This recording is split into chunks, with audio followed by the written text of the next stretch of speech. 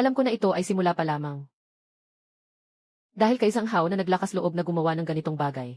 Nangangahulugan ito na siya ay talagang nababaliw na. Isang baliw. Kaya niyang gawin ang kahit anong bagay. 3 araw bago dumating ang katapusan ng mundo. Ako at ang aking kaibigan ay hindi sinasadyang nakakuha ng 2 sistema. Isa ay ang sistema ng katapusan ng mundo.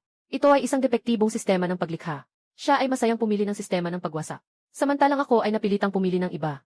Sino ang mag-aakalang 3 araw matapos nito, dumating ang katapusan ng mundo? Lahat ng mga hayop at halaman ay nagbago. Ang kaligtasan ng tao ay naging pinakamalaking problema. Gamit ang depektibong sistema ng paglikha, pinagsikapan kong itayo ang mataas na pader at mga imbakan ng pagkain, upang protektahan ang lahat at makaligtas ng 3 taon. Kahit na naging payat na payat ako dahil sa sistema na kumukulo sa akin, hindi pa rin ako pinangakuan ng isang kagat mula sa mga kapatid ko. Pagkatapos nyon, naging bayani ako sa lahat. At ang sistema ng pagkawasak ng matalikong kaibigan. Dahil sa masamang pangalan, kinamumuhian siya ng lahat. Hindi nila alam na dahil sa sobrang inggit niya, matapos niyang matapos ang mataas na pader. Sinamantala ng matalikong kaibigan ang aking kahinaan at itinulak ako sa hukay ng mga ahas. At saka, ninakaw pa niya ang aking sistema ng paglikha. Haha! Ikaw ang lumilipad na sistema ng paglikha, akin na ngayon. Ngunit nang muling ipinanganak ako 3 araw bago ang katapusan. Nalaman ko na nauna na ang matalikong kaibigan sa pagpili ng sistema ng paglikha. Nang makita ko iyon, alam kong muling nabuhay na rin siya, natawa ako. Ang sistema ng katapusan ay dahil lang sa pangalan nito na masyadong malas. Pero sa mundong puno ng mutasyon at baluktot ng mga batas nito, gaano kabigat ang tinatawag na paglikha? Para makagawa ng isang tinapay, kailangan mong ubusin ang sarili mong calories. Para makagawa ng isang baril, kailangan mong ubusin ang sariling bakal. Para makagawa ng isang lungsod, kailangang isakripisyo ang buhay. Ang nakaraang sarili ay nagpasaklolo sa tinatawag na banal na aura na ito at nawasa. Sa mundong ito na kumakain ng tao, ang paglikha ay para sa iba na magbigay ng kasuotan.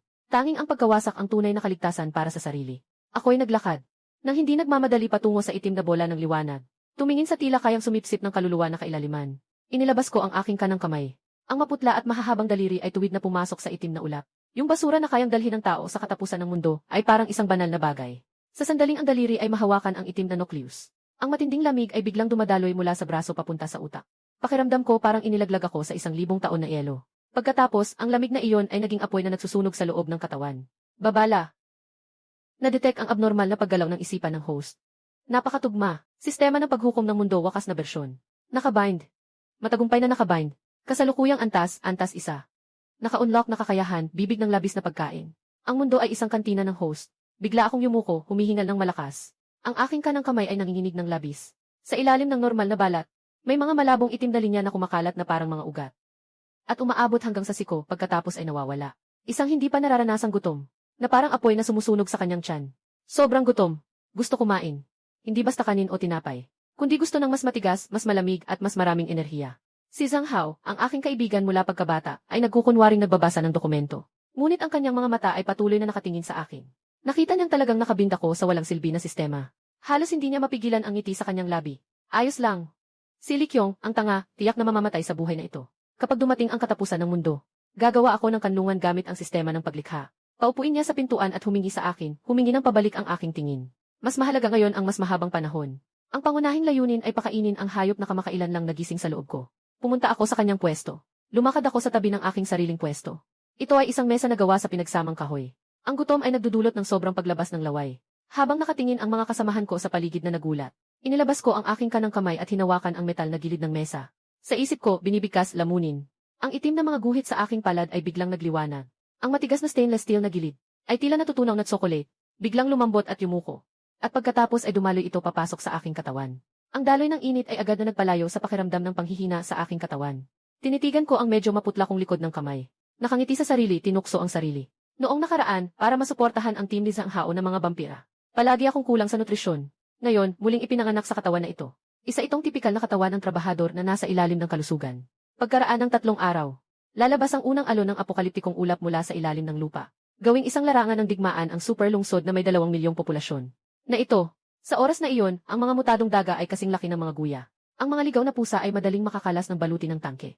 At ang mga mainit na armas na ipinagmamalaki ng tao ay magiging kalawangin sa ilalim ng pagkasira ng abo. Kung nais mabuhay, o kahit makapatay pabalik sa Zhang Hao na may genesis na gintong kamay, kailangang pakainin ang sistema ng pagkawasak ng mundo.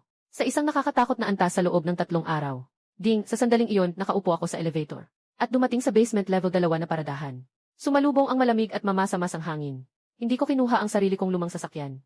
Sa halip ay diretso akong naglakad patungo sa silid ng kuryente sa sulok. kung saan may tambak ng mga lumang transformer na naghihintay na itapon. At makapal na tanso na kable, ay lugar kung saan nag-iimbak ang pamunuan ng mga kalat. Tiningnan ko ang paligid, walang tao. At may blind spot pa ang Kithith. Ako si Likyong, yumuko at inilapat ang palad. Sa isang abandonadong transformer na kalahating taas ng tao. Ang malamig at magaspang na pakiramdam ng cast aeron. Sa sandaling iyon ay mas nakakaakit pa kaysa sa balat ng babae. Sipsipin.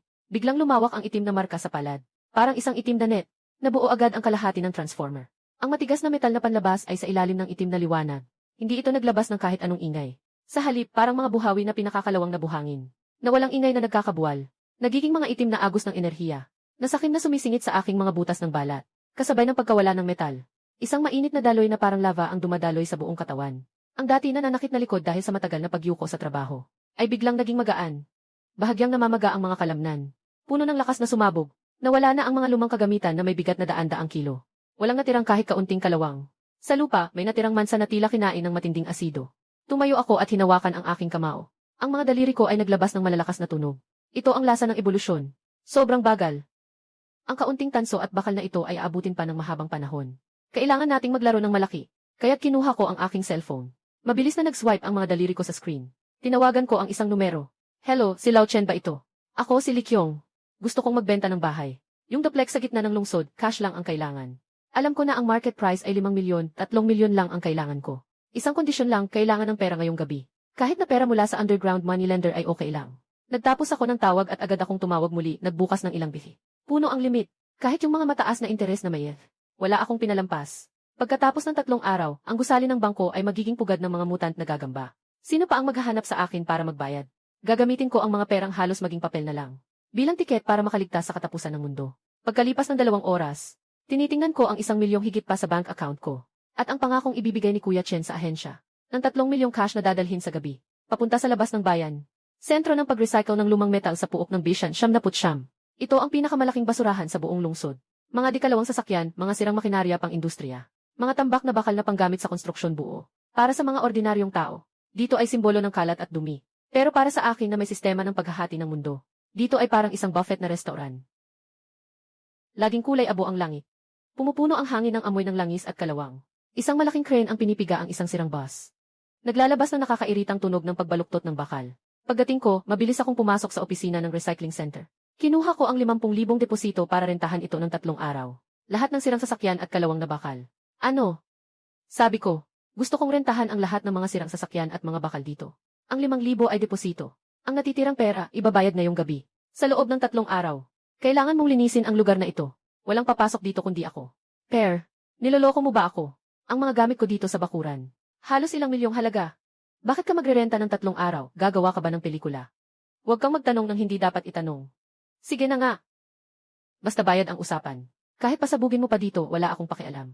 Pagsapit ng gabi, mahigpit na nakasarado ang malaking pintuan ng recycling center. Ilan lamang ang mga malabong searchlight na nanginginig sa hangin.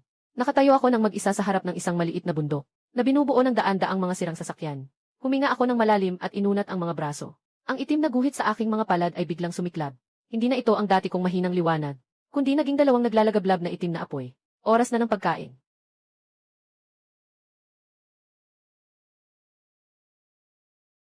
Bigla kong ipinasok ang aking mga kamay. Sahod ng isang sirang taxi sa harapan ko. Bibig ng labis na pagkain buong kapangyarihan, simulan. Ang taxi ay parang itinapon sa isang matinding asido. Mabilis itong bumagsak at nawala mula sa harap. Ang itim na daloy ng enerhiya ay parang isang mabangis na ahas, na sumisiksik sa braso ni Likyong at mabilis na pumasok sa kanyang katawan. Ang aking mga mata ay ganap ng naging itim. Parang isang walang pagod na itim na butas, na naglalakbay ng baliw sa loob ng patio ng mga sirang sasakyan. Kung saan dumadaan, ang mga tambak na kalawang ay biglang nawawala, at naiwan lamang ang mga abo na kulay abo sa lupa. Umiinit ang aking katawan. Ang mga buto ay nagkikiskisan habang muling bumubuo. Ang densidad ng kalamnan ay mabilis na tumataas. Bar ng enerhiya. 85%, 50%. 85%, 50%. Boo! 85%, 50%. 85%, 50%, 0%. Boo! Habang ako ay nalulunod sa ligaya ng walang humpay na pagkain, biglang nayanig ang telepono sa aking bulsa.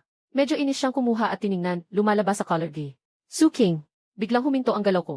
Suking! Yung babaeng nakilala ko lang sa huling bahagi ng post-apocalyptic na panahon. Yung nag-iisang makakapagpasaya sa kanya gamit ang yakap kapag siya ay nagwawala. Bakit siya tatawag sa akin sa ganitong oras sa pagkakataong ito?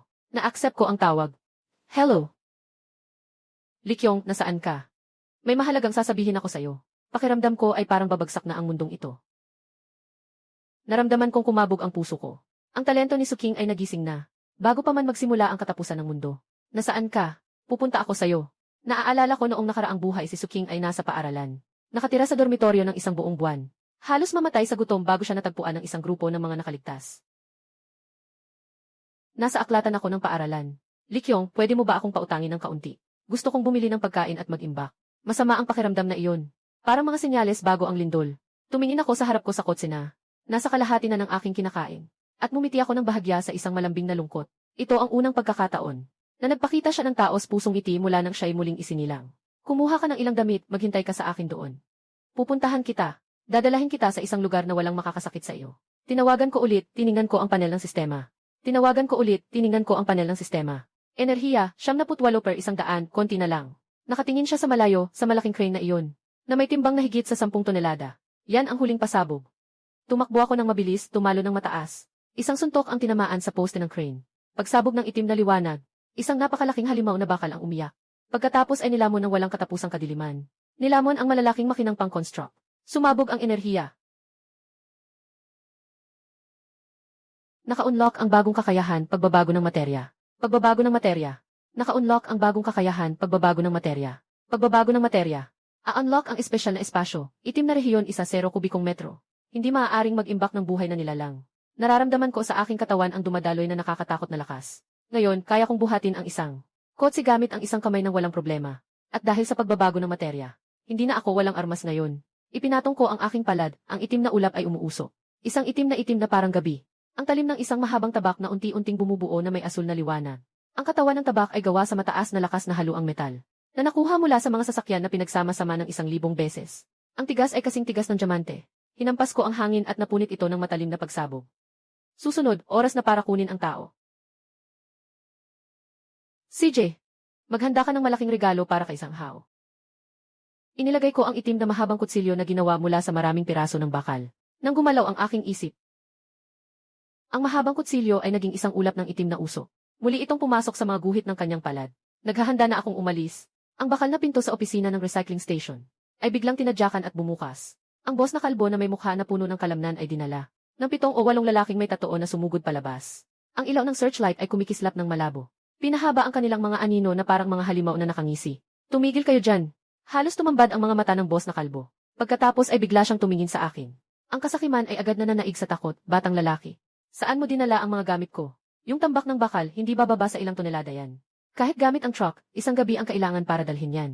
May espesyal ka bang koneksyon? Yung mga tambay ay pabilog na lumapit. Nakatayo sila na may hawak na bakal, pinapalo ang mga palad. Nagsisigaw ng malalakas na tunog. Pare, huwag kang magmadali umalis. Ang kalbo na boss ay nakangiti habang pinapahid ang kanyang mga kamay. Yung 50,000 ibinigay mo ay paunang bayad. Pero ginawa mong ganito ang lugar ko. Yung mga nawawalang kalakal, hindi ko maitala. Ganito, mag-iwan ka ng 1,000,000. O kaya ituro mo sa akin yung mga trick mo. Papalayain kita. Huminto ako, nakatalikod sa kanila, bahagyang nakalingon. Sa madilim na ilaw, ang kanyang profile ay maputla tulad ng papel. Ngunit ang mga mata niya ay sobrang itim at nakakatakot. 1,000,008. Sobra ba? Iyan ay ilang daang sasakyan.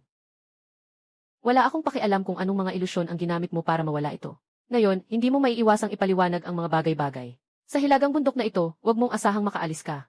Sinasabi ko, 1,000,000 ay masyadong kaunti. Lumiko ako, may kakaibang ngiti sa aking labi. Kayong lahat, ang calcium, iron at trace elements sa inyong katawan. Sa mundong ito, ay mga kayamanan na walang halaga. Nagmamagaling. Patayin siya. Isang tambay na may dilaw na buhok ang unang umatake. At tumama sa aking ulo. Humuhuni ang hangin, napakalakas ng palo. Hindi ako umiwas.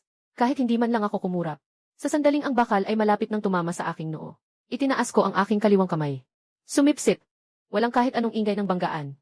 Yung matibay na bakal na tubo na kasing lapad ng pulso. Nang dumampi sa palad ko. Biglang natunaw, nawala. Napatitig si Huang Mao. Hawak ang natitirang kalahating hangin. Nabigla ang mukha. Bago pa siya makariyak, ang palad ko ay kusang lumapit. At humawak sa kanyang dibdib. Ah!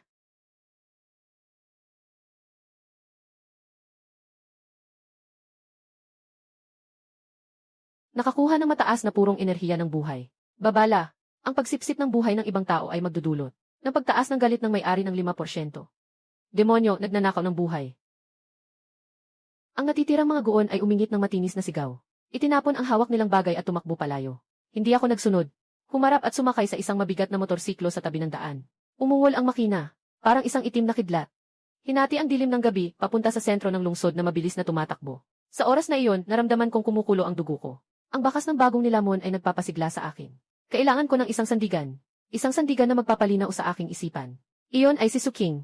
Pagdating ko sa harap ng aklatan ng Jiangshan University, inipark ko ang motor sa gilid ng kalsada. Nakita ko si Suking na nakasuot ng beige na knitted na sweater, at sa kanyang paligid.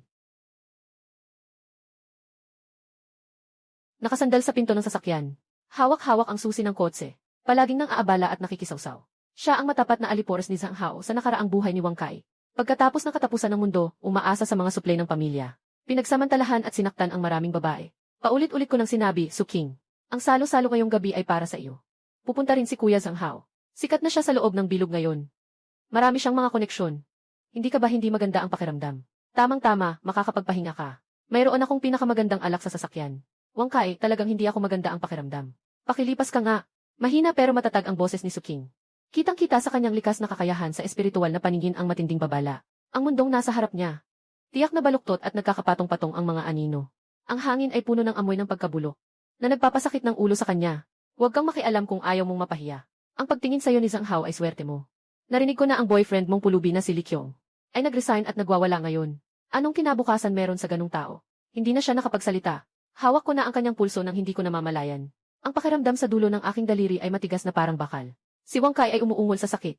Ang mga buto ay kumikiskis sa sobrang bigat. Lumiko siya ng ulo. Tumingin sa akin na may madilim na mga mata. Li Qiong, susubukan mong galawin ako. Maniwala ka man o hindi, papahirapan kitang manatili sa Jiangshan. Ayoko nang makipag-aksaya ng oras sa kanya. Bahagyang pinisil. Si Wang Kai ay umiyak na parang baboy na pinapatay. Nakahiga ang buong katawan sa lupa. Inis na inis akong nilingon ang kamay. Lumiko ako at tumingin kay Suking. Ang dating malamig na ekspresyon ay biglang lumambot. Ayos ka lang ba? Si Suking ay nakatitig sa akin. Puno ng pagkabigla ang kanyang mga mata. Pareho pa rin ang pamilyar na mukha. Ngunit ang kanyang aura ay talagang nagbago ng lubos. Sa sandaling pumasok ako. Nanghina ang parang banta sa kanyang mga mata na parang isang himala. Nangitim ang kanyang mga mata. Hindi na niya mapigilan. Sa instinct, sumunggab siya sa akin. Sa halinghing na may luha, mag-isa kong niyayakap siya. Naramdaman ko ang kanyang panginginig. Nagliliyab ang galit sa aking mga mata. Natatakot akong dahan-dahan kang aliwin. Tumingin ako sa nakahandusay na si Wang Kai. At sa nakakasilaw na Porsche. Magandang sasakyan. Li Qiong, tiyak na mamamatay ka. Ang sasakyang ito ay nagkakahalaga ng 3 milyon. Kaya mo bang bayaran? Tatawagan ko ang pulis.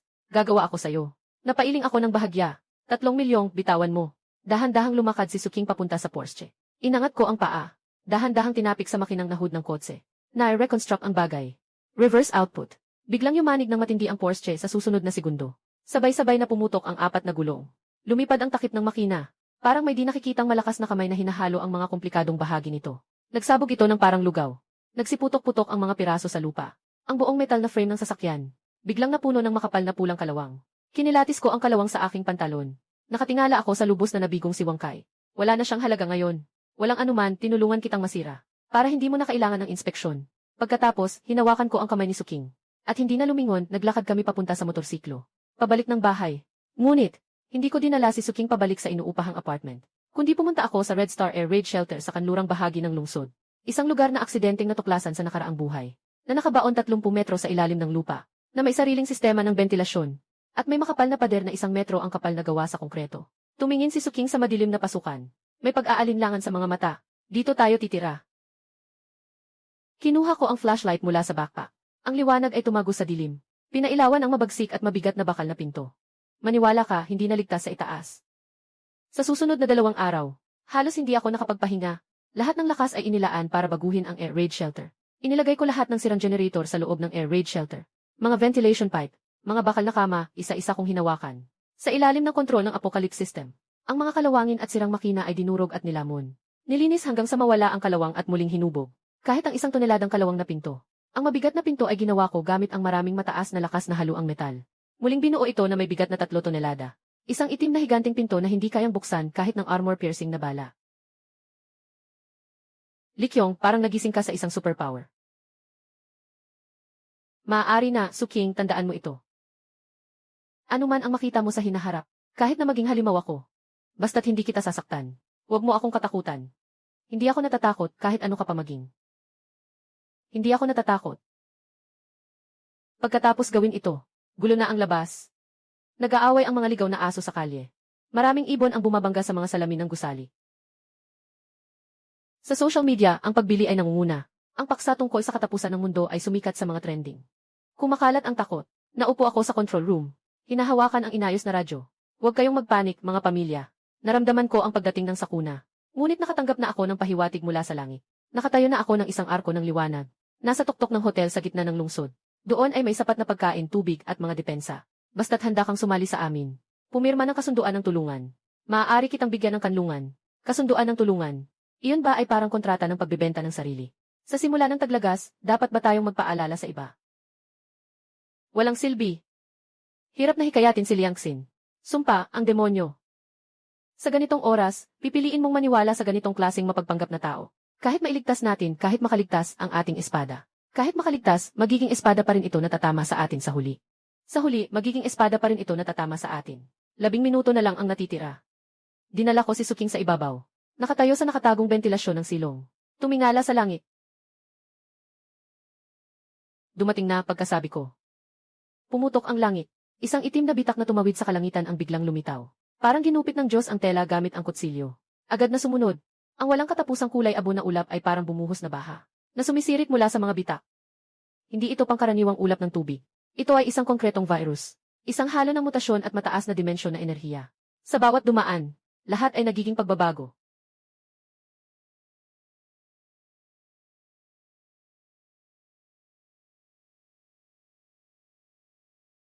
Ang kaguluhan ay tuluyang sumabog sa sandaling ito. Ang abo ay mabilis na nilalamon ang mga matataas na gusali. Bumagsak ang sibilisasyon.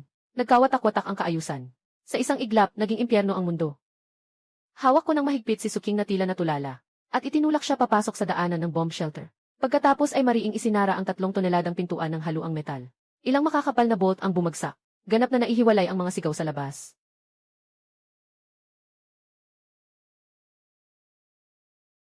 Sa loob ng air raid shelter, nakasandal ako sa malamig na pinto. Malinaw kong naririnig ang malakas na pagkatok mula sa labas ng pinto. Ito ay mga mutated na nilalang na sinusubukang pumasok. Isinuot ni Suking ang kanyang earplug. Pumunta siya sa loob na kwarto para matulog. Ngayong gabi, kakain ako.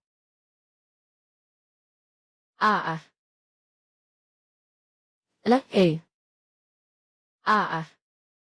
Ah, ah. Ah, ah. Eh. Ala, eh. Ah, ah. Ah, ah, ah.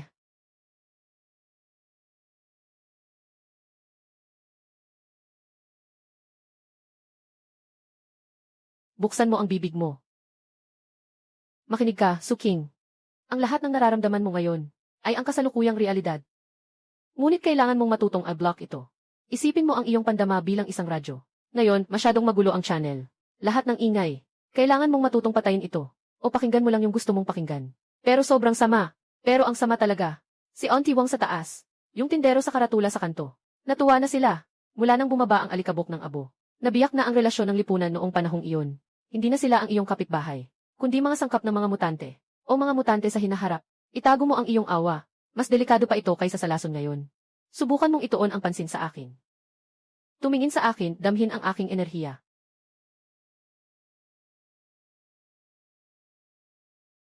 Matulog ka ng mahimbing, naghihintay akong magising ka. Ito ang tunay na katapusan ng mundo. Sa kasalukuyan, sa pinakaitaas na banquet hall ng hotel sa gitna ng Jiang City, punong-puno ng higit sa 100 tao. Nanginginig na nakatingin sa labas ng salamin. Isang sigaw ng isang taong lumilipad. Biglang sumalpok sa tempered glass. Ah, halimaw. Papapasok na ito. Tahimik. Noong muling bumangga ang mutant na gamug-amo sa dalampasigan. Parang bumangga ito sa pinainit na bakal. Nagbigay ng maingay na amoy. Sumisigaw habang nahuhulog. Agad na nag-init ang tao sa paligid. Ang takot ay naging masugid na pagsamba. Mga himala. Si Zhang. Iligtas mo kami. Alam ko na. Si Zhang ay hindi karaniwang tao. Maaari ko kayong protektahan. Sa mundong ito ng katapusan, ako lang ang tanging liwanag. Basta't manumpa kayo ng katapatan sa akin. Sumali sa aking bagong mundo. Ako ay magbibigay sa inyo ng pagkain at seguridad. Ako ay handang magpahayag ng saloobin. Handa akong ibigay sa inyo ang lahat ng bahagi ng aking kumpanya. Anong silbi ng mga bahagi? Ang gusto ko ay ang ganap na pagsunod. Simula ngayon, walang batas dito. Walang pagkakakilanlan. Tanging ang aking mga patakaran lang. Ang misyon ngayon ay linisin ang palapag. May mga mutant na daga pa rin sa hotel. At mga zombie na hindi pa rin nila gusto. Kailangan ko ngayon ng 10 matapang na tao. Kumuha ng armas. Para sa akin at para sa inyo. Linisin ang isang puok na malinis. Yesue, Likyong. Nakita mo ba? Ito ang tamang paggamit ng sistemang paglikha. Hindi ko na kailangang kumilos. Kailangan lang ng kaunting pagpapakita. Maraming tao ang nagsusumikap para sa akin. Tama, nasaan na kaya si Likyong? Yesi, malamang patay na siya sa isang sulok na iyon. Sa panahon ng sistemang pangwawasak ng mundo, sa simula na kailangang magtulungan. Para siyang isang nakakatawang buhay. Kailangan magtipid tayo. O kaya maghanap ng ibang mapagkukunan ng enerhiya.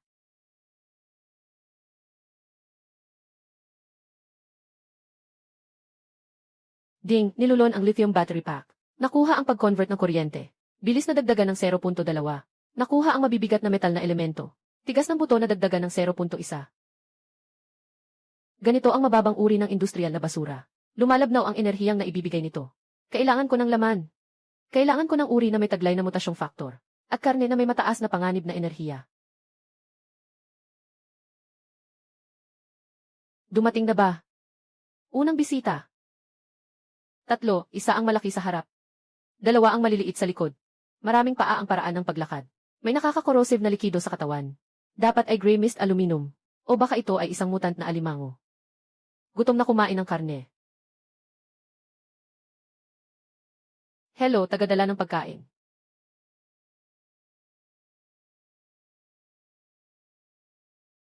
Ay. Ay. Nandito na tayo. Huwag ka nang umalis. Biglang sumunggab ang kaliwang kamay ko. Sa hangin sa vent, isang hampas ang ginawa ko. Isang nakakatakot na puwersa ng paghila ang sumabog mula sa palad ko. Parang mga maliliit na sentipede ang naipit sa alikabok ng vacuum. Walang laban na nagawa. Hinila sila palabas mula sa tubo ng pilit. At bumagsak ng mabigat sa lupa. Pumapatak ang isang paa ko at nadapaan ang isa. Habang ang matalim na espada sa kamay ko ay biglang tumusok sa isa pa. Habang tinitingnan ko ang nilalang sa ilalim na kumikilos pa rin. Yung gutom na nagmumula sa kailaliman ng kaluluwa ay biglang sumabog. Kumain. Ng buong lakas. Ang mga puwersang nagangalit ay dumadaloy sa braso ko. At pabagsak na sumasalakay sa aking utak. Isang grupo ng pagkain ang nangahasumuway. Transform ninyo ito para sa akin. Tumayo at iunat ang mga kalamnan. Ang attribute boost lang ng isang unang antas na mutante ay lumampas na sa mga sirang baterya na iyon. Direktang naging enerhiya. Pinapainit pa nito ang mga mata ng 2 maliit na sentipede na mas lalo pang naglalagablab. Talagang ang pagpatay lamang ang mabilis na daan sa ebolusyon. Si Su ay nagising. Nakaupo siya sa kama. Nakatitig na may takot sa gulo at mga bagay sa paligid. Ano iyan kay Likyong? Wala, may pumasok na mga insekto sa bahay. Kakatapos lang patayin mga insekto yan. Naalala ni Su. Mula ngayon, maliban sa mga tao at sa atin, lahat ng gumagalaw na bagay ay may 2 uri lamang. Ang pwedeng kainin at ang hindi pwedeng kainin pero pwedeng sirain. Huwag mo silang ituring na mga nilalang. At lalo na huwag mo silang ituring na tao. Kung hindi, hindi ka makakilos. Gutom na ako. Sakto, hindi rin ako busog. Ito, para sa'yo. Kahit na medyo kakaiba ang lasa. Parang jelly na may mint flavor. Pero makakatulong ito sa pag-stabilize ng iyong isip. Masarap yan at magkakaroon ka pa ng higit pa. Nagsisimula pa lang tayo. Tulungan niyo ako. Monstrong nasa ilalim ng lupa. Mukhang hindi rin mapakali ang mga kapitbahay natin. Hindi pa rin tayo tutulong. Ilang pagkain ang nandyan? Pupunta ako. Narito ang mga subway tunnel na nasa ilalim ng konstruksyon. Isang saradong lugar kasama ang variant. Nandyan ang gilingan ng karne. Mamamatay ka. Nakikita ng mga mata ko. 3 segundo bago pumasok ang sentipede. Nakita ko ang pulang anino. Sa ganoong dilim na paligid. Pwede akong maging iyong radar. Natahimik ako ng 2 segundo. Sundan mo ako ng mahigpit, huwag asahan na mawawala ang aking atensyon para iligtas ka. Kung may panganib, umakyat sa mataas. Ang pinakailalim ng Red Star Air Raid Shelter ay isang abandonadong imbakan ng tubig para sa digmaan. Ang pader ay puno na ng mga bitak. Lumapit ako doon. Ang itim na apoy sa palad ay umaagos, na dumadampi sa basang konkreto. Ang pader na may kapal na kalahating metro ay parang kandila na natutunaw sa mataas na temperatura.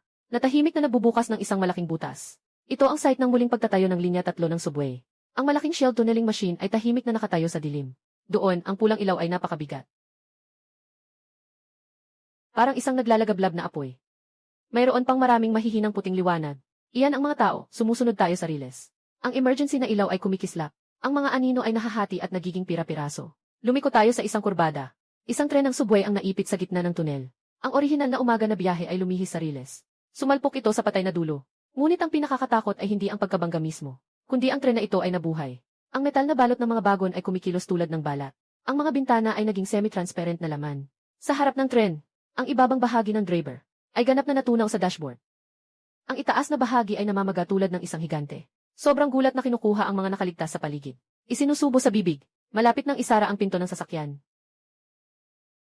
Pakisakay ang mga pasahero. Ang laki ng isang buo. Maghanap si Suking ng lugar na pagtataguan at magpapasabog. Iiwan ko ang mensaheng ito. Para bang isang itim na bala, sumugod siya papunta sa tren. Mag-ingat, may nakatago sa itaas ng kaliwang bahagi ng sasakyan. Halos sabay-sabay, biglang pumutok ang itaas ng unang sasakyan. Dalawang mahabang pangil na may tinik, parang panghagupit na tumama sa aking kinaroroonan. Pinilit kong i-twist ang aking katawan sa hangin. Dumaan ang pangil sa aking anit. Sumabog ito sa lupa. Nagpukaw ng mga nagliparang bato. Pagdating sa lupa, dumulas ng maayos. Ang mahahabang kutsilyo sa kamay ay sumabog sa bato. Ginamit ang puwersa para talagang hiwain ang ugat ng galamay. Pinuksa ang mga walang tiket na pumasok.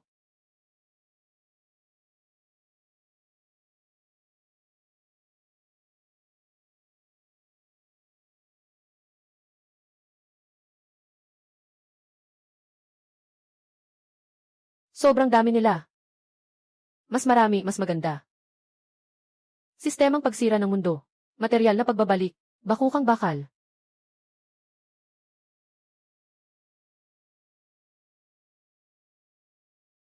Hinugot ko ang mahabang tabak. Tumalon ako sa ibabaw ng bakukang bakal. Kukunin ko ang sasakyan mo. Kung ibang katangian ito, maaaring kailanganin kong umiwas. Ngunit sa bibig ng kuryenteng bato, paglunok ng enerhiya. Ako'y umikot sa hangin. Pagkatapos, ang bilis na iyon ay naging itim na kidlat, na agad na tumago sa matabang katawan ng piloto. Ang mahabang tabak na may apoy na sumisira ng mundo, ay tumpak na tumusok sa asul na elektromagnetikong puso. Nasira ang puso. Ang piloto ay sumigaw na matinding kirot. Ang malaking katawan ay nanginginig ng malakas. Mabilis natapos ang laban. Ngunit kumain ito ng halos kalahati ng aking reserbang enerhiya. Ngunit habang tinitingnan ang nasirang core, pakiramdam ko ay uhaw na uhaw. Panahon na para kumain. Ang yelo ay sumisipsip ng pinakamataas na antas ng mutasyon. Nakuha ng mutasyon ang napakalaking esensya. Pag-angat ng antas. Ang sistem ng paghukay ng mundo ay na-upgrade sa antas 4. Na-unlock ang kasanayan na Black Flame Enchantment. Maaaring i-attach ang enerhiya ng paghukay ng mundo sa armas o katawan. Nagbibigay ng tuloy-tuloy na nakakasirang pagkasira. Na-unlock ang blueprint ng skeleton armor. Pagkatapos ng 0 minuto, nawala ang nakakatakot na tren. Tanging mga hindi natutunaw na damit na lang ang natira sa lupa. Mga pira-piraso at plastik na basura. Sa malalim na bahagi ng tunel, ilang nakaligtas na manggagawa. Mga takot na tao na kumakapit sa sulok. Punong-puno ng takot ang mga mata nila. Salamat, bayani, salamat sa iyong pagtulong sa amin. Tumalikod ako. May natitirang itim na usok pa sa katawan. Ang tingin ay malamig na parang yelo. Huwag kang lumapit. Ililigtas ko kayo. Dumadating ako para magbili. Kasabay nito, lilinisin ko ang lugar ng pagkain. Sundin ang daan na pinanggalingan mo. May isang bomb shelter sa itaas. Huwag mong pumasok. Iyo ang teritoryo ko. Sa silangan, 3 kilometro ang layo, may isang underground mall. Yan lang ang tanging paraan ninyo palabas. Umalis na kayo, umuwi na.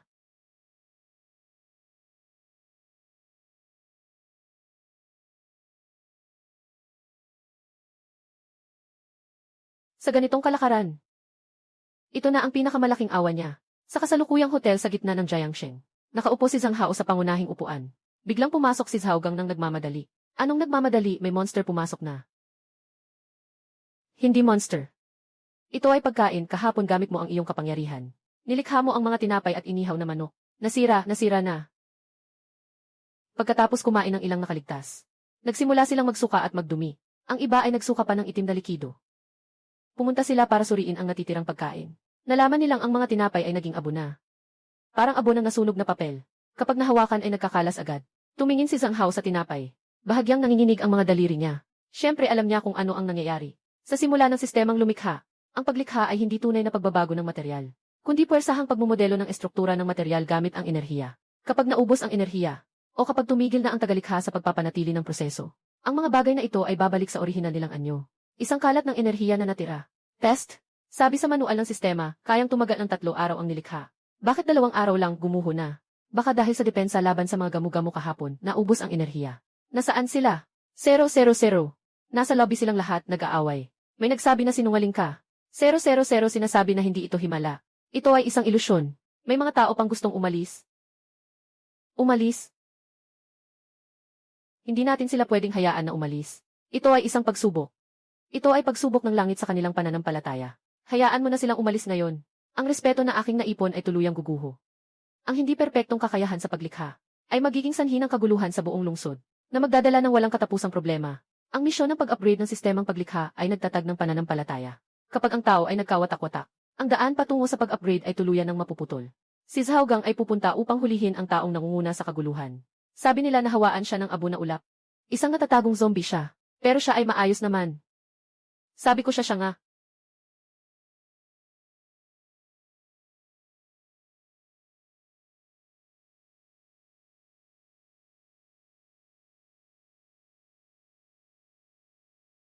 Naintindihan mo ba? Naintindihan. Para sa kaligtasan ng arko, kailangang alisin ang panganib. Pagkalipas ng 1-0 minuto, may isang malakas na sigaw ng takot mula sa lobby. At pagkatapos ay isang tahimik na katahimikan. Unang batas ng ARC, ang nagdududa ay mamamatay. Kasabay ng katahimikan ng taong iyon, biglang nakaramdam si Zhang Hao ng isang mainit na daloy sa kanyang katawan. Ding, nakita ang enerhiya ng sakripisyo ng buhay, bumalik ang 5%. Babala, ang pagkuha ng enerhiya sa pamamagitan ng sakripisyo ay isang landas ng pagbagsak. Ang matagal na paggamit ay magdudulot ng pagbaluktot ng isipan ng host. Nararamdaman ni Zhang Hao ang matagal nang nawalang pakiramdam ng kasiyahan. Habang tinitingnan ang tinapay na muling naging malambot at masarap sa panlasa, ngumiti siya ng bahagya, may bahid ng malupit ng ngiti. Basta makaligtas lang tayo. Basta makamit ang pagiging Diyos. Ano man ang mangyari sa pagkasira. Mga kaibigan, yung taong kanina ay naimpluwensyahan na ng madilim na ulap at nawala ang kanyang isipan. Sinubukan nilang lagyan ng lason ang ating pagkain. Buti na lang at natagpuan natin. Kung hindi, nagdulot ito ng malaking sakuna. Tingnan, basta't matatag ang pananampalataya. Dumarating ang pagsisiyasat. Muling lumuhod ang tao.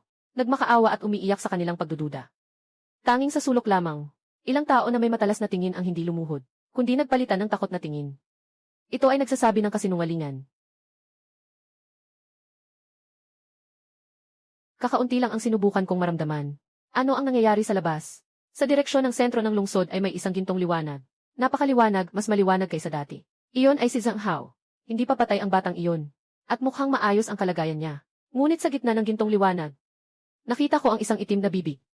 Kumakain ito ng maliliit na ilaw sa paligid. Sa bawat kinakain, lumalakas ang gintong liwanag. Mas nakakadiri pa iyon kaysa sa tren sa ibaba. Tingnan mong mabuti, ang gintong liwanag ay kumakain ng tao. Alaynan, at parang sumisigaw ang kaluluwa ng mga kinain. Tiyak na sa nakaraang buhay. Naging kakaiba ang pakiramdam ko. Saan nanggagaling ang napakalaking enerhiya ni Zhang Hao? Nalaman ko na ang tinatawag na sistemang ito ng paglikha. Hindi ito basta-basta na walang batayan. Ito ay isang kapalit na pantay. Kinuha niya lang ang buhay ng iba. Para sa kanyang sariling obra maestra, mukhang ang ating matagal ng kaibigan ay naligaw na ng landas. At mas mabilis pa kaysa sa nakaraang buhay.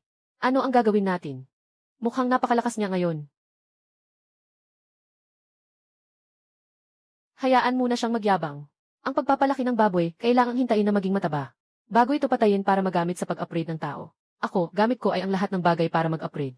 Kapag napakain niya ang sarili hanggang maging ganap na anyo, iyon ang pinakamalaking pampalusog ko. Ngayon, ang kailangan lang nating gawin ay isang bagay. Gagamitin ko ang 3 araw na ito. Gawing isang kuta ng digmaan ang air raid shelter na ito, na hindi matitinag ng kahit sino.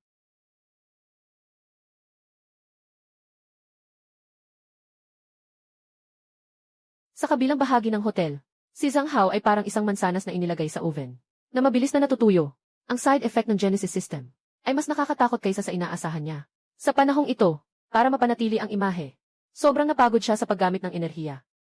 Kapal. Bagamat nakapag-ambag siya ng enerhiya sa pamamagitan ng sakripisyo, pero masyadong mahina ang kalidad ng mga ordinaryong tao. Isang kalahating oras lang ang kaya nitong patakbuhin ang sistema. Yan lang ang meron. Baka wala nang masyadong mutan sa building. Masyadong malakas ang mga halimaw sa labas. Hindi makalabas ang mga kapatid.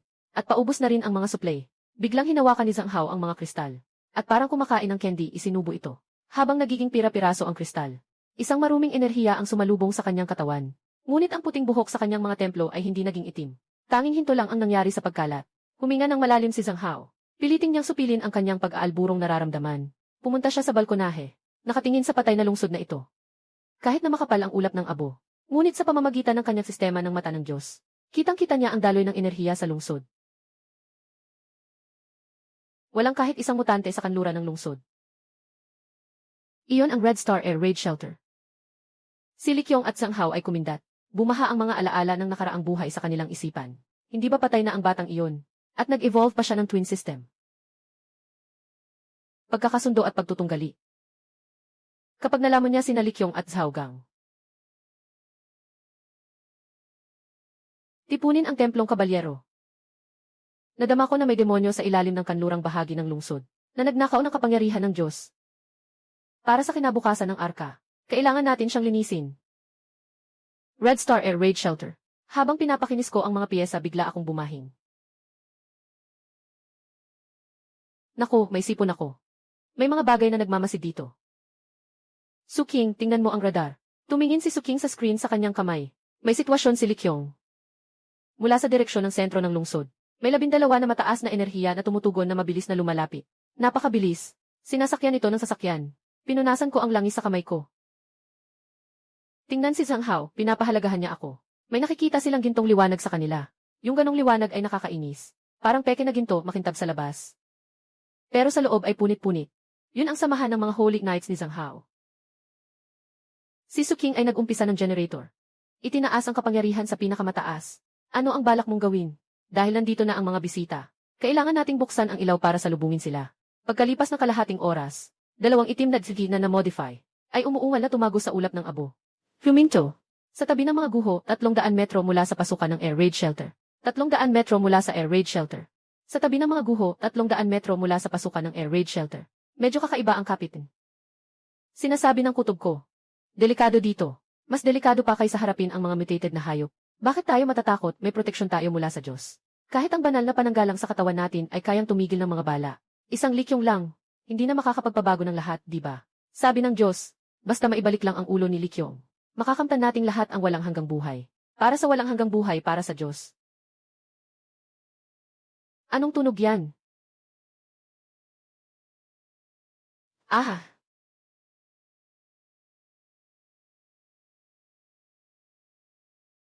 Layo, layo.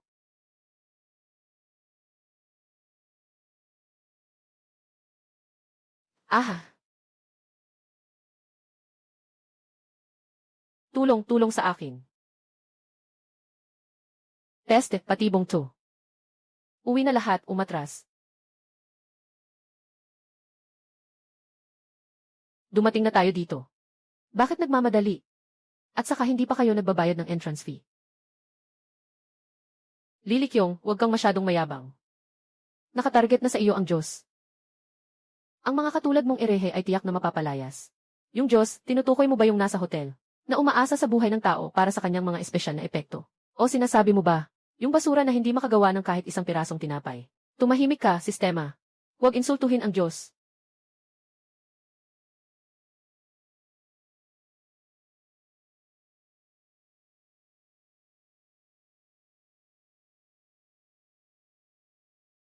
Ding, nilamon ang mababang antas na enerhiya na bagay mga tirante enerhiya, panandang pandagdag 0.5. Ding, nilamon ang mababang antas na enerhiya. Nilamon ang Iki Energy Burst. Ding, nilamon ang mababang antas na enerhiya. Enerhiya ng mga tirante panandang pandagdag 0.5 siyam na kalidad. Ding, nilamon ang mababang antas na enerhiya na bagay.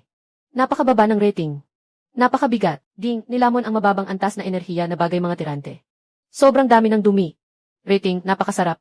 Ding, sinisipsip ang mababang antas na enerhiya na bagay na wasak. Ang pangit ng lasa, ang baba ng kalidad ni Zhang Hao.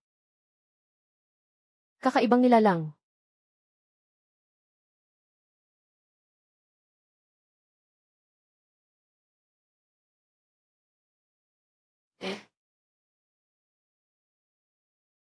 Aking kamay.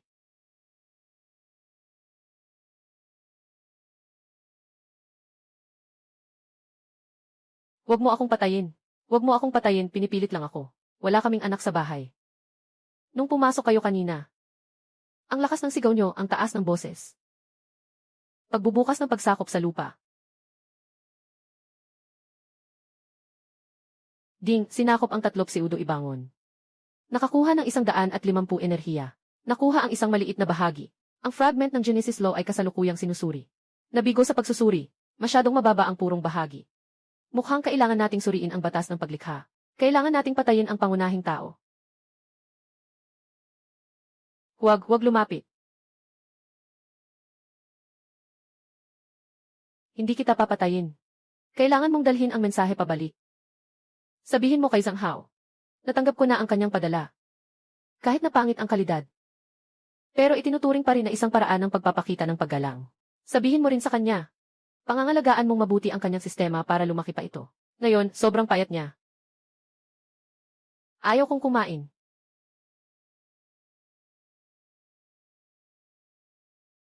Umuwi ka na. Umalis ka na. Umalis ka.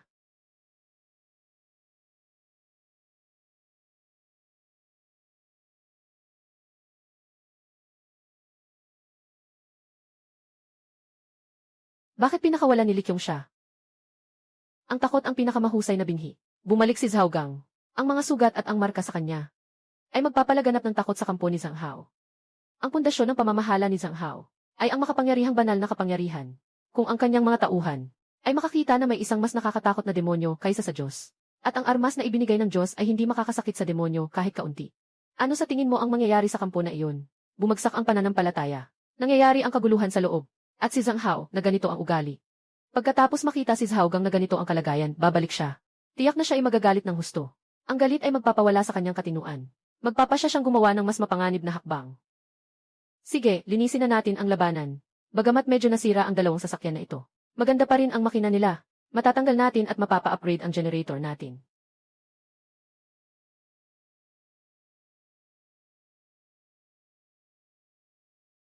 Ang demonyo ay talagang demonyo. Nabali ang lightsaber. Binasag niya ang lightsaber. Kinain niya ang lahat. Mamamatay tayo lahat.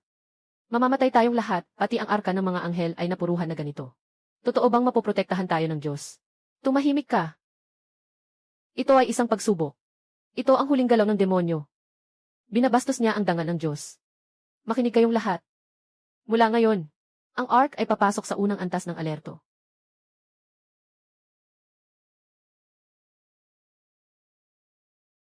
Si Likyong ang pumilit sa akin.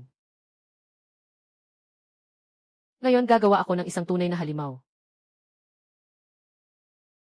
Ikapitong oras ng pagbagsak ng mundo. Nakatayo si Zhang Hao sa harap ng operating table sa gitna ng kwarto. Sa ilalim ng kanyang balat, ang mga gintong ugat ay parang mga nagagalit na bulete. Na malupit na kumikibot, may isang tao na nakatali sa operating table. Siya ang isa sa mga Templar na nakatakas kanina. Na ang pangalan ay Wang Qiang. Sa sandaling ito, naalis na sa kanya ang biyayang baluti ng Diyos. Nakakadena ang mga braso at paa gamit ang makakapal na bakal na tanikala. Puno ng matinding takot at kawalang pag-asa ang kanyang mga mata. Hawak ni Zhang Hao ang isang gintong hiringgilya. Ang likido sa loob ay parang umaagos na lava. Huwag kang matakot, Wang Qiang. Hindi mo ba sinabi na handa kang ialay ang sarili mo sa Diyos? Napakahina mo ngayon. Hindi mo pa nga mapipigilan ang isang daliri ni Likyong. Ibibigay ko sa iyo ang tunay na kapangyarihan. Si Zhang Hao ay walang pag-aatubili. Biglang pinasok niya ang karayom sa liig ni Wang Qiang. Nagsimulang magpigil si Wang Qiang sa matinding pag-ikot. Ang gintong likido ay pumasok sa katawan niya. Hindi nagdulot ng banal na paglilinis. Sa halip parang apoy. Biglang sinunog ang kanyang katawan. Magsanib ka, maging aking espada. Sumabog ang gintong liwanag. Narinig ang nakakairitang tunog ng pagbasag ng mga buto. Nagsimulang magbaluktot at humaba ang katawan ni Wang Qiang. Lumabas ang kulay abo na matigas na balat. Ang mga buto ng balikat sa likod ay sumirit sa balat. Lumabas ang dalawang pakpak na buto. Isa ay may taas na 3 metro. Nananakit ang buong katawan ng gintong nana. Ang halimaw na may pakpak sa likod ay nakaluhod sa paanan ni Zhang Hao. Tagumpay ang paglikha. Pinangalanan na Red Jedi Stone No. 001, tala, napakadelikadong makina ng pagpatay na hindi matatag. Buhay nito ay 24 oras. Likyong, meron kang bitag. May monster ako. Hindi ko alam kung mapipigilan ang iyong barbed wire. Ang ganitong uri ng pasabog na parang pagpapakamatay. Sa kasalukuyan, nasa underground laboratory ako sa shelter. Nakagogles ako. At nakatutok ng buong puso sa mga slices sa mikroskopyo. Ito ay mula sa mga labi ng banal na mandirigmang nasawi niya. Nakinuha bilang isang sample ng gintong liwanag. Suking, tingnan mo ito. Alis ako sa daan. Lumapit si Suking at tiningnan. Biglang pinigilan ang bibig niya. Sa tulong ng kanyang espiritual na kapangyarihan, hindi niya nakikita ang mga selula, kundi mga munting mukha ng may sakit na may kirot. Nagsisigaw sa loob ng gintong kulungan. Ang enerhiyang ito ay buhay. Ito ay buhay, tama ang sabi. Ito ay pang-aagaw. Sa wakas naintindihan ko na ang prinsipyo ng sariling sistema ng paglikha. Walang tunay na paglikha mula sa wala sa mundong ito. Ang tinatawag na paglikha ay energy transfer. Ang tinapay na ginawa ni Zhang Hao ay nagmula sa pag-absorb ng organic molecules mula sa hangin sa paligid at sa isang uri ng di nakikitang sigla. Ang kanyang ginawa na suit ay umaasa sa pagsasakripisyo ng buhay ng gumagamit upang mapanatili ang katigasan nito. Sa madaling salita, hindi siya naglilikha. kundi nagsasakripisyo siya ng reserba ng mundong ito. At ang abo na kulay abo. May kaugnayan ba ang abo na kulay abo sa kanya? Ang abo ay ang naiwan at itinapon na basura ng sistema ng paglikha. Mas marami siyang nagawang himala. Mas maraming abo ang nalilikha. Mas malakas ang mga mutante. Binibilisan niya ang kamatayan ng mundong ito. Buhay pa ang tunog. Biglang sumabog ang alarma. Pulang ilaw ng signal. Nagliliwanag ang buong underground shelter sa isang mapulang ilaw. Babala, papalapit ang mataas na enerhiyang reaktibo. 500 metro ang layo. Enerhiyang nakamamatay. Kaguluhan sa unang palapag. Tuktok ng hagdan. Kasama ang malaking kalat na enerhiya. Ano iyon? May amoy ng tao sa kanya. Iyan ay regalo mula kay Zhang. Dahil inabot niya ako. Hayaan kitang makita. Kung sino ang mas matibay, ang iyong huwad na Diyos, o ang aking matibay na ngipin. Bantay ng underground bunker. Dumating na ang Red Angel 001. Hindi siya pumasok sa tamang pintuan. Sa halip, diretso siyang bumangga. Sa 3 pader na bakal at konkreto sa labas.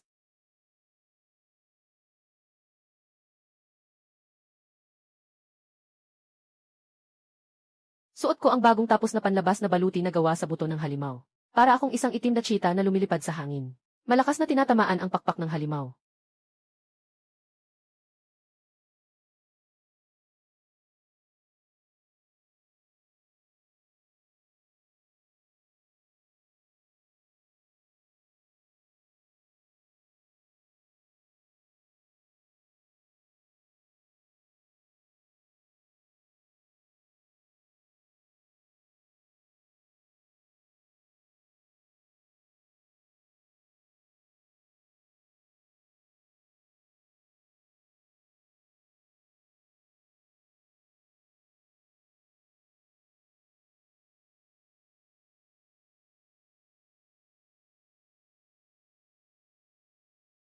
Lupain ang pagkawasak.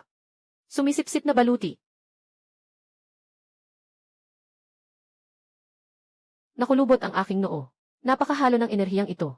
Ang pagsipsip ng atake ng halimaw na ito. Parang nakakain ng bulok na karne. Nang makita ng halimaw na walang bisa ang malayo ang atake. Sumambulat ito ng may galit. Ang mga matutulis nitong kuko ay kumikislap. Nang kakaibang gintong liwanag na sinusubukang punitin ang aking dibdib. Ibigay mo sa akin. Ang itim na apoy ay sumisipsip sa aking braso. Agad na nagliyab ang buong katawan ng halimaw. Pahintulutan mo akong makawala. Ayon sa iyong nais.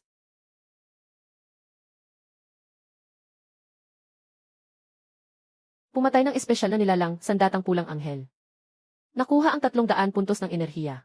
Babala, sumipsip ng malaking halaga ng enerhiya mula sa nahulog na Diyos.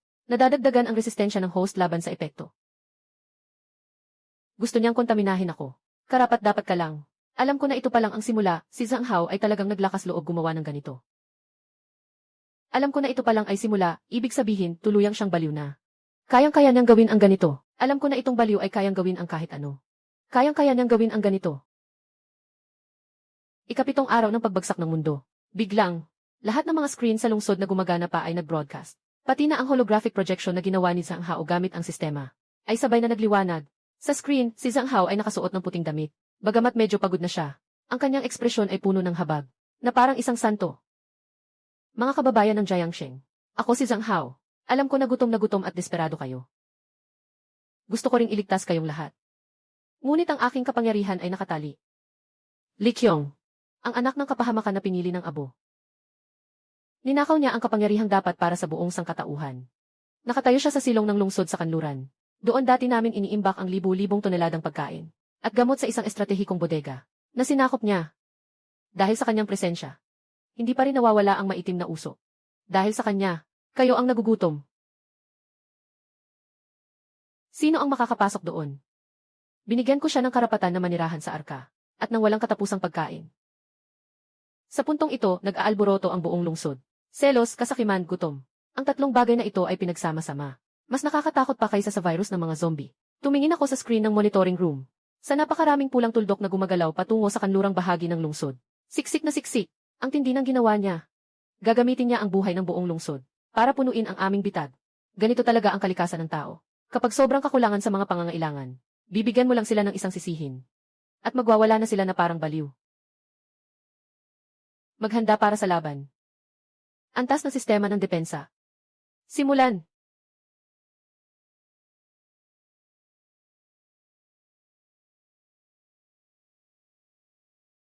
Sa labas ng silong ng depensa sa tanghali, libu-libong mga nakaligtas ang nagtipon sa mga guho.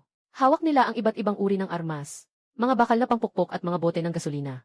May mga tagapag-udyok mula kay isang hao sa gitna ng masa. Laban, nandyan ang pagkain sa loob. Patayin ang demonyo na iyon. Bawiin ang ating mga supply. Para sa mga bata, laban, isang utos lang. Ang tao ay dumagsa papunta sa pasukan ng air raid shelter na parang tsunami. Ang mga Molotov cocktail ay bumagsak sa pintuan ng haluang metal sa pasukan. Nagsimula ang malaking apoy. May isang tao na nagmamaneho ng bulldozer na sumusubok na banggain ang malaking pinto.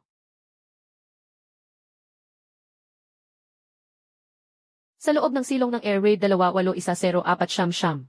Tinitingnan ko ang mga nakakatakot na mukha sa monitor 283020. Ang daliri ay nakabitin sa pindutan ng pagwasak. Doon sa pulang pindutan. Kapag ito ay pinindot, lahat ng mga nilalang na hindi nakamarka sa loob ng 500 metro ay magiging abo sa ilalim ng gravitational field. Naging biktima ng itim na mata ang teknolohista.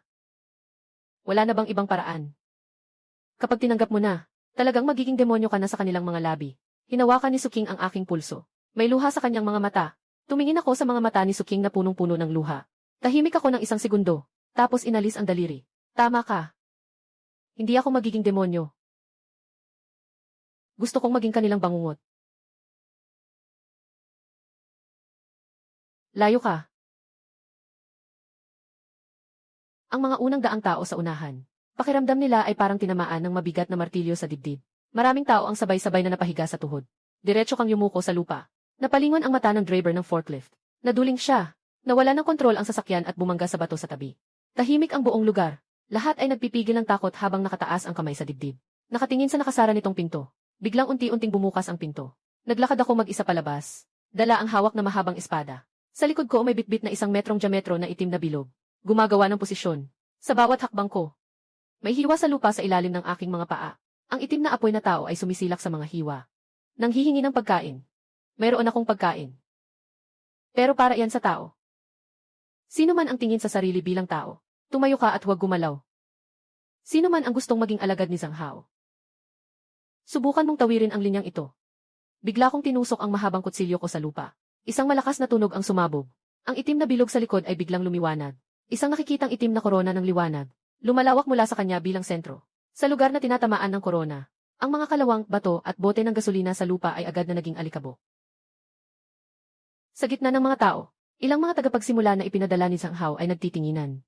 Naghuhukay ng baril mula sa kanilang mga baso. Itutok sa akin at hulihin ang gatilyo. Sa sandaling pumasok ang bala sa itim na liwanag, parang tumama ito sa lesyan. Biglang bumagal ang bilis. Sa huli ay nanatili ito 3 pulgada sa harap ko. Pagkatapos ay natunaw at naging patak ng bakal na tubig.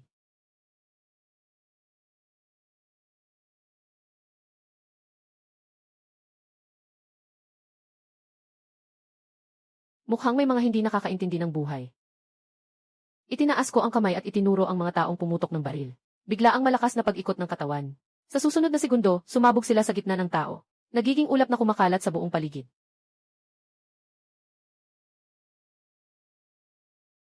Ang demonyo ay talaga namang demonyo. Tumakbo kayo, kanina ay sigaw ng labanan ang mga tao. Ngayon ay umiiyak at tumatakbo palayo. Nakatayo ako sa lugar. Tumingala at tumingin sa mataas na hotel sa gitna ng lungsod. Sa kabila ng ilang kilometro ang layo, parang nakita niya ang galit na mukha ni Zhang Hao.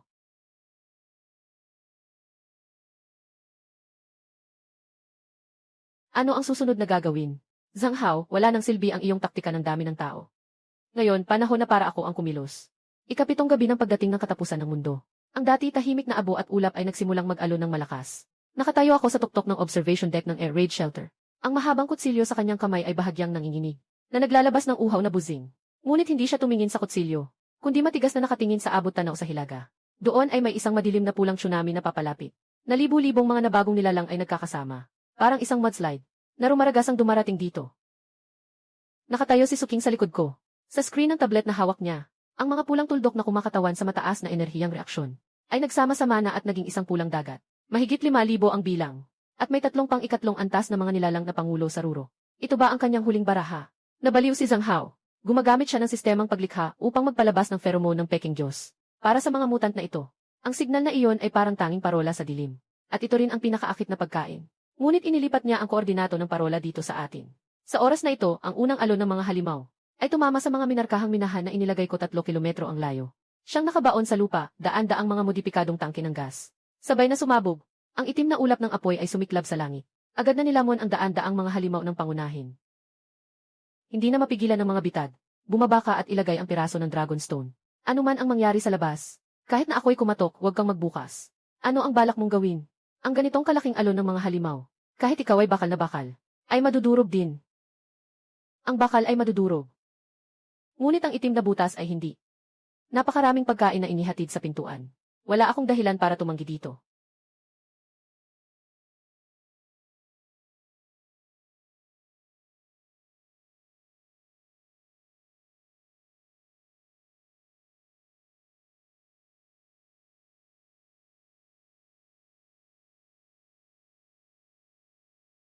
Inalis ng sistema ang unang antas ng limitasyon. Paalala na itaas ang antas. Magdudulot ito ng pagbawas ng 100% sa lohikal na ilusyon. Bawasan ang antas ng limitasyon sa 2. Bukas ang buong lakas ng mundo ng pagkawasak. Nakikita ko na ang isang mutant na rhinoceros na papalapit na sa akin. Ngumiti ng malupit ang kanyang labi. Biglang sumabog. Isang itim na posisyon na mas madilim pa sa gabi.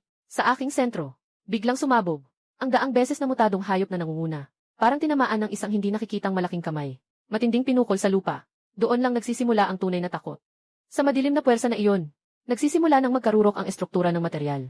Ang mga mutasyong nilalang sa lupa, pati na ang mga nabasag na bato, ay tahimik na nagkakabiyak, at naging mga usok ng itim na enerhiya. Parang may kamalayan ang mga usok na ito, na nagmamadaling sumilip sa aking mga pores. Nakatayo ako sa gitna ng usok ng enerhiya, at ang aking mga paa ay nakalutang sa hangin. Yung mga mutant na dati matapang at hindi natatakot mamatay, sa wakas ay nakaramdam na sila ng takot. Yung kanilang ipinagmamalaking matutulis na pangil at kuko, walang silbi sa harap ng lalaking ito. Basta pumasok lang sila sa itim na larangan. Mapipilitan nilang kunin ang kanilang lakas. Hindi ito laban. Ito ay isang pagdakip. Isang malakas na sigaw na parang lindol. Yung 3 leader na halimao sa antas 2 sa ruro. Sa wakas ay kumilos na sila. Isang impyernong aso na may 3 ulo. Isang dambuhalang unggoy na buong katawan ay nakabalot sa batong panangga. At isang multo mukhang agila na umiikot sa mababang hangin. 3 halimaw na nagsasama-sama sa isang na hugis. Ang impyernong aso ay nagsusuka ng nakasisirang laso na apoy. Ang unggoy ay nagtaas ng malaking bato na kasing laki ng kotse at itinapon ito. Ang agila ng kidlat ay nagpakawala ng kidlat. Ako na nasa gitna ng bagyo. Dahan-dahan lang itinaas ang isang kamay. Hinawakan ko ang palad ko sa walang hangganan sa harap ng lumilipad na malaking bato. Ang batong may bigat na ilang tonelada ay biglang huminto sa ere. Sa isang kisap mata, naging isang napakaliit na itim na bola na kasing laki lang ng marmol at sobrang siksi. Ako ay isang maliit na pihi. Ang itim na bola ay naging isang itim na linya. Biglang bumuska sa mga bato at mga bituin, na tinatawag na walang katulad na balikat na panangga. Yung higanting 5 metro ang taas ay hindi man lang nakapagsigaw. Biglang sumabog. Naging mga hibla ng itim na usok. Yung mga natitirang impyernong aso at kulog na agila ay natakot na natakot. Lumingon at gustong tumakas. Dahil nandito ka na. Manatili kayong lahat bilang aking pagkain.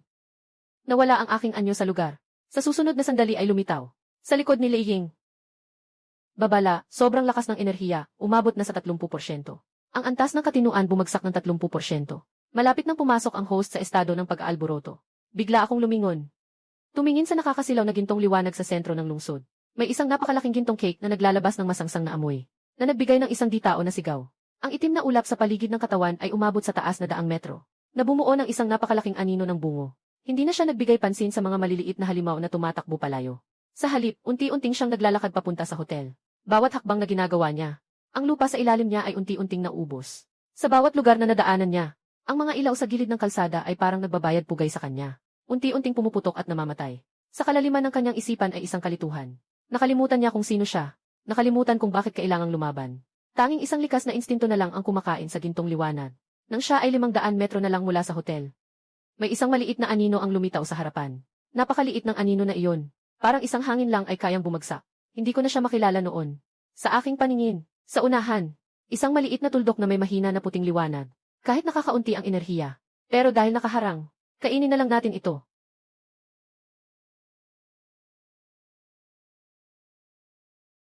Tinitingnan ako ni Likyong. Pakiramdam ni Suksin. Parang siya ay lumusong sa malalim na dagat na umaalon. Nakakita siya ng isang nakayuko sa ilalim ng dagat. Nakakita siya ng isang nakayuko sa ilalim ng dagat, na nanginginig na batang lalaki. Yan ang pinakapuso kong pagkatao. Lumapit si Sukingyo. Maingat na niyayakap ang nakayukong kaluluwa. Naglulundagan ang paligid ng dagat. Maraming matutulis na kuko ang humahampas sa kanyang likuran. Pero hindi siya bumibitaw.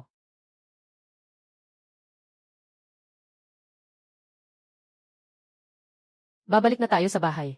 Pagkatapos ay gumawa siya ng isang galaw. Sa espiritual na mundo, hinahalikan niya ang kaluluwa na puno ng puti. Isang banayad, dalisay na liwanag, na nagbubukas sa gitna ng dalawa. Ito ang pinakalumang at pinakamakapangyarihang lakas ng tao. Hindi ganun ang kasimple ang pagmamahal, kundi isang pananda. Ako ang iyong sibat. Nandito ka sa mundo. Yung malakas na hiyaw mula sa tunay na mundo. Nang itim na apoy na sibat. Sa 1 milimetro lang ang layo sa gitna ng noo ni Suking. Tila ba huminto ng biglaan. Ang itim na apoy ay halos sunugin ang kanyang pilikmata. Sa kanyang mga mata na kasing itim ng tinta, biglang kumislap ang isang palatandaan ng pakikibaka. Ang ganitong mabangis na kulay itim ay nagsimulang humupa. Ipinakita ang orihinal na malinaw na mga pupil. Puno ng pagod. Suking.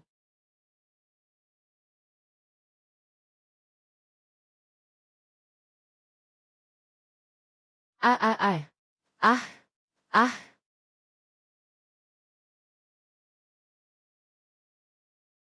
Ha. Ang pangit mo kanina. Binuksan ni Suking ang kanyang mga mata. Nanghihina ang katawan. Nakatagilid siya sa lupa.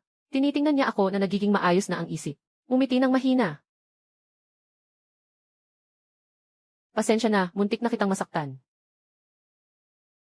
Ayos lang, busog ka na ba? Kapag busog ka na, magtrabaho na tayo. Naabot na ang sistema ng ebolusyon D5, prototype ng batas. Tingnan mo dyan. Ito ang tunay na mukha ng sistema ng paglikha. Si Zhang Hao ay ginawa upang labanan ako. Lubos niyang inalis ang mga limitasyon. Pinipilit niyang pagsamahin ang mga jin ng mataas na antas na mutante. Sinusubukan niyang lumikha ng Diyos. Ngunit hindi niya alam. Ang sentro ng paglikha ay hindi ang buhay, kundi ang kalooban ng isang sistema na hindi nagwawakas ng mundo. Ang walang hanggang sigla ay ang mutasyon. Tingnan mo ang mga tentacle na iyon. Sila ay walang tigil na naghahati. Kung hindi natin siya mapipigilan, ang gusaling ito ay magiging isang malaking bukol ng laman. Nasa huli ay lulunurin ang buong lungsod. Kailangan may mamatay sa amin. Tara, tapusin na natin ito. Hintayin mo ako rito. Tatakbo ako agad.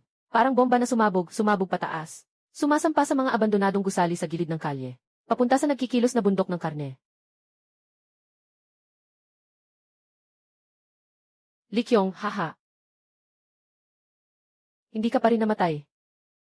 Hindi ka pa namatay, kaya nandito ako para ipakita ang gawa ko. Ngayon ako ay ang Ark. Ito ang mundo.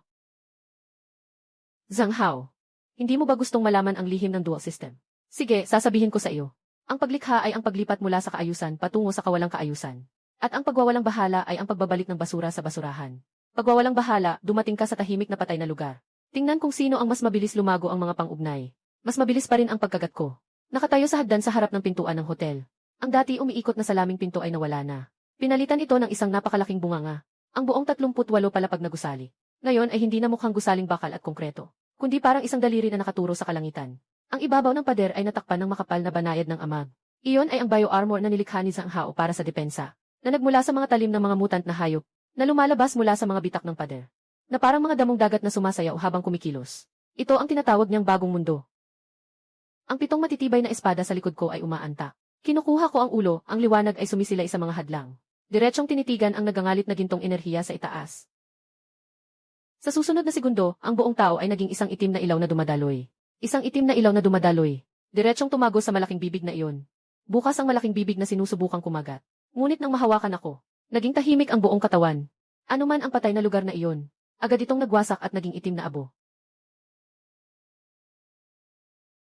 Sa loob ng elevator shaft, wala nang kabin at tali dito. Mula sa itaas ay naririnig ang masigasig na mga sigaw. Dozen ang mga itim na anghel na may pakpak sa likod. Pababa silang bumabagsak mula sa itaas. Ako'y malamig ang tingin. Hinawakan ko ang hangin sa kanan. Ang nakakatakot na alon ng grabidad ay sumabog sa makipot na tubo. Yung ilang dosenang halimaw na bumagsak mula sa langit. Biglang nawala ng paraan ng paglipad. Parang naipit sa isang kailaliman. Nauntog agad sa 7 matitinik kong espada sa likod ko. Nakarating na sa ika-30 palapag. Hinampas ko ang pinto ng elevator. Pumasok sa dating executive lounge. Di maiwasang mapatingin ang aking mga mata sa nakikita ko. Narito ang isang inkubator. Daang-daang malalaking gintong itlog ang nakasabit sa kisam. Sa bawat itlog ay may nakayakap na tao. May mga matatanda at mga bata. May mga dati ng rebelde. Ilang mga tubo ang nakapasok sa loob. Patuloy na sinisipsip ang kanilang lakas ng buhay. At dinadala kay Zhang Hao sa itaas. Kasabay nito, isang uri ng gintong mutant jin. Ay kasalukuyang ibinabalik sa kanilang katawan. Sinusubukang gawing bagong halimaw sila. Tulong, nanginginig ang kamay ko. Ang hindi pa nararanasang galit ay halos sumabog sa kanyang katinuan. Sumigaw siya, wag nang sumigaw. Mahal na kaibigan, masaya sila. Wala silang gutom sa sinapupunan na ito. Walang sakit. At makakamtan pa ang buhay na walang hanggan. Iyan ang awa ng paglikha. Lumapit ako sa harap ng batang babae. Dahan-dahang inilapat ang palad ko sa kanya. Ang itim na kapangyarihan ay mahinahong sumipsip. Agad nitong pinutol ang mga tubo na nakakabit sa kanya. Kasabay nitong nilamon ang kanyang katawan. Ang mga mutasyong jin na nagwawasak ngayon. Ang iyong awa ay ginagawa ang tao na parang multo. Ang aking awa ay ipapadala ka sa impyerno. Hindi na ako magpapigil. Ang 7 itim na apoy na mga mahabang kutsilyo sa likod niya ay biglang naging isa. Naging isang higanting itim na karit na may habang 0 metro. Paglitaw ng kamatayan, buksan mo para sa akin. Bukas, hawak ko ang karit gamit ang 2 kamay. At mariing hinataw ito sa kisam. Ang makapal na pader na bakal at konkreto. Ay, matigas na napilas, nagkaroon ng malaking bitak. Tinatapak ko ang gilid ng bitak. At dahan-dahang nilalapitan ang Diyos na nakaupo sa pinakamataas na bahagi. Dumating ka na, Likyong. Tingnan mo ang itsura ko ngayon. Perpekto ba, pinagsama-sama ko ang mga jin ng libu-libong nilalang. Nakuha ko ang kakayahang walang katapusang mag-regenerate. Ngayon ako ay ang mismong batas. Isang kalat-kalat na tambalan ng mga bagay. At tinatawag pa ring perpekto. Dahil nandito ka na, magiging bahagi ka na ng katawan ko. Ang iyong jin na pumatay sa mundo, ito ang huling piraso na kulang sa akin.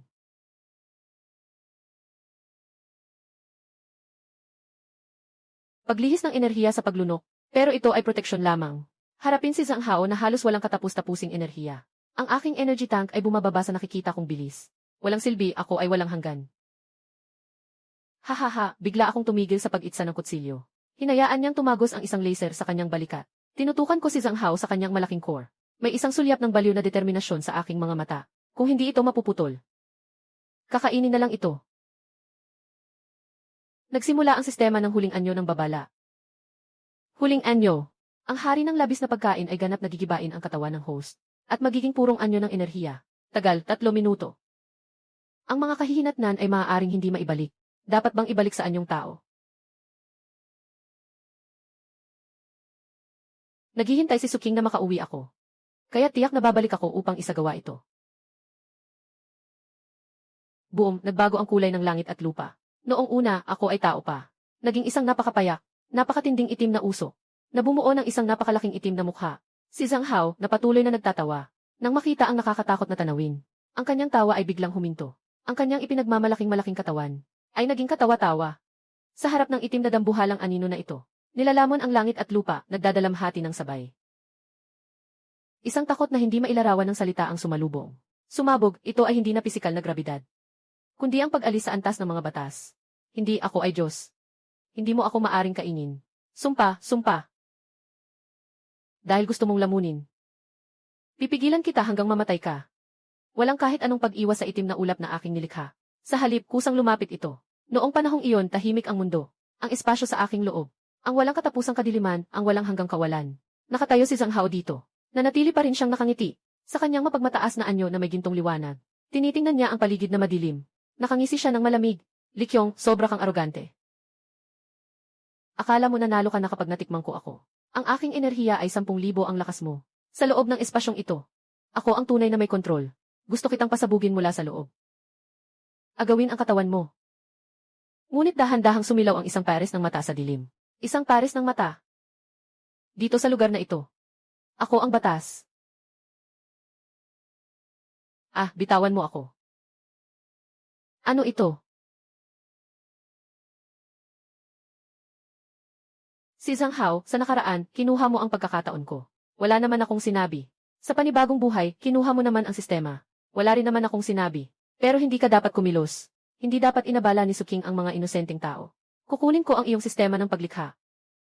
Likyong, para sa ating pagkakaibigan bilang magkapatid. Huwag mo akong patayin, huminto muna ako. May kumislap na alaala sa kanyang mga mata. Yung binatang nag-abot ng tubig sa kanya sa basketball court. Yung matalik na kaibigan na kasama niya uminom ng nabigo sa pag-ibig. Ngunit sandali lamang iyon. Nakatigil ang larawan sa ngiting mukha sa tabi ng puok ng 1,000 ahas. Matagal nang patay ang kapatid.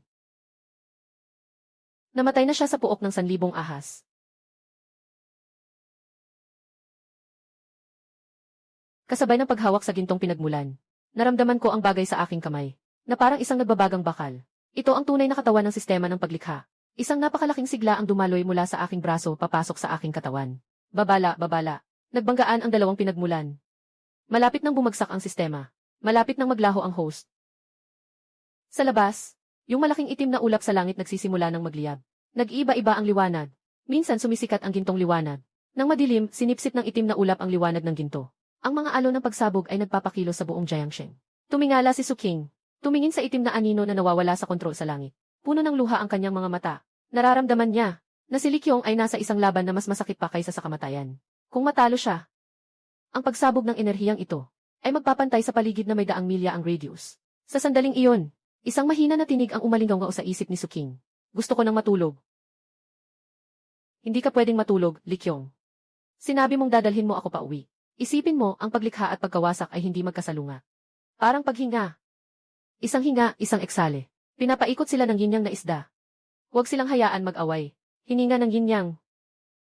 Ang buhay at kamatayan ay isang bilog na bagay. Ang lahat ng bagay ay nagmula sa alabo. Babalik din sa alabo. Ang gusto kong gawin ay hindi ang supilin, kundi ang gabayan. Kaliwa ang pagwasak ng mundo. Kanan ang paglikha ng mundo. Sa aking katawan bilang hangganan. Nagsimula ang pag-ulit.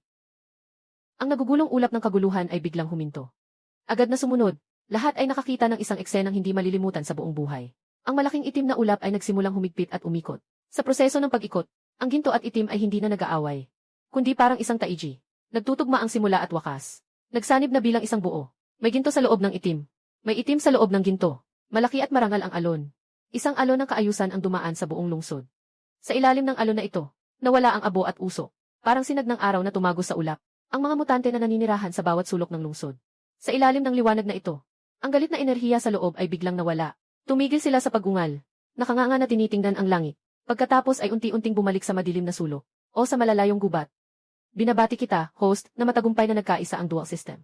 Ang system ay umakyat sa antas ng kaayusan. Ang orihinal na sistema ay kasalukuyang hindi pa nakakonekta sa semi-divinity.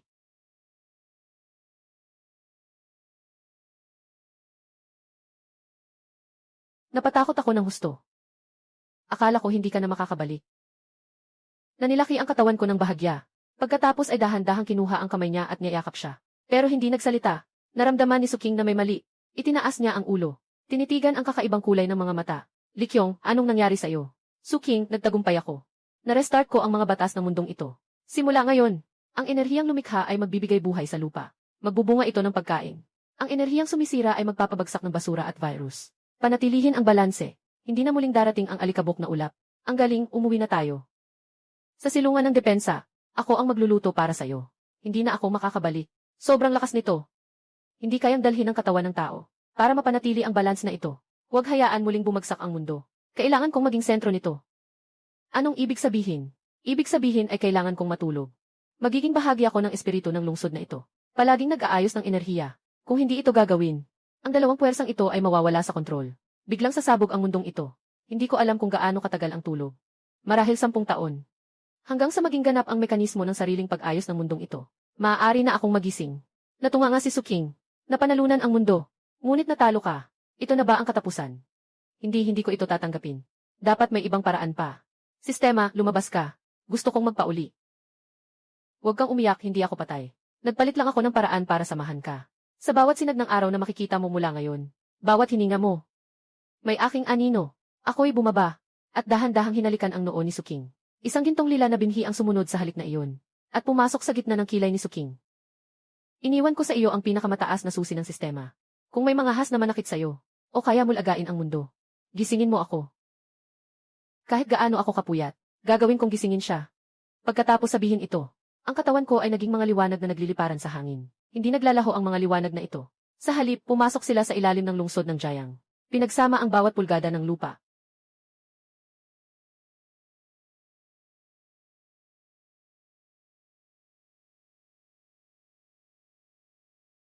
Paalam, Su King.